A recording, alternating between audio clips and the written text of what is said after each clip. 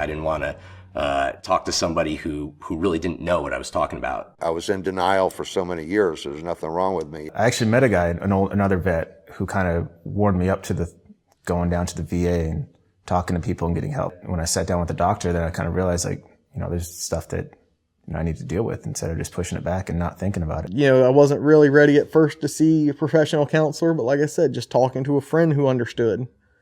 And that kind of helped prepare me for being able to open up to get the help I needed. Listening to the other women veterans' stories helped me to identify some things that I was experiencing, the pinned up anger, frustration, just how I process situations. And another veteran friend of mine encouraged me and rode me for a long time. I finally listened to him and went down, and once they pointed out the symptoms and all the stuff and show you what's going on, you realize that, hey, this is me. He was the one that told me, you need to get with the VA. You need to go see somebody. You need to get help.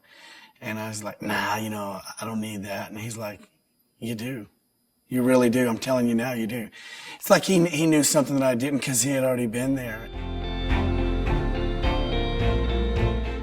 So I think there are a couple of ways that the Make the Connection website can really be used well by providers. One is sometimes when you're talking to a veteran and you're trying to help them understand that they're not alone, just as the clinician, you saying you're not alone, there are, hundreds and thousands of people who have had this experience. It's one thing for the clinician to say it. It's another thing for them to be able to show it. I was working with a veteran just yesterday, and we were talking about a couple of different issues. One is, starting to work on talking about his traumatic experiences. And he had some, fairly, what he thought were really unique traumatic experiences. And he was also having difficulty really talking with his partner about how PTSD has been affecting him. So we went on the site, and believe it or not, we were able to find a video of a veteran from the same era of service and the same branch with the same exact type of problems that this veteran was dealing with. So we watched it together, and it turned out to be a really useful discussion because this veteran was talking about a lot of the same issues that we were dealing with in therapy.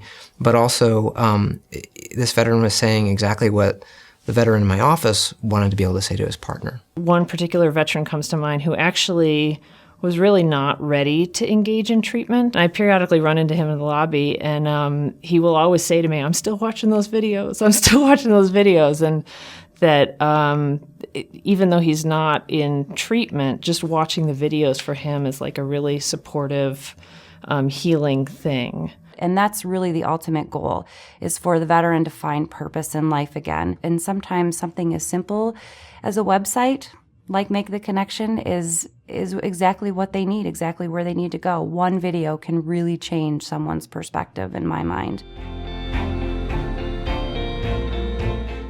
There are plenty of reasons not to walk in and take the first step, but there are more reasons to step in and just start it. And it's always hard to start something new, but once you do, once you take that first step, and all the odd parts that you can't visualize and all the parts of it that were scary because you weren't sure what it would be like kind of set into place around you, and you say, okay, well, this isn't weird, this is okay. If you're feeling uncomfortable at home, I suggest you talk to another veteran about it. Your veteran brothers are your family, man. It felt really good just to talk to somebody that would just listen, They didn't have to say anything back, or she just listened, so it actually helped a lot. I think it has consistently gotten better since I've been home. And I think that's due to the counseling I received in the service, out of the service. No one can do this alone.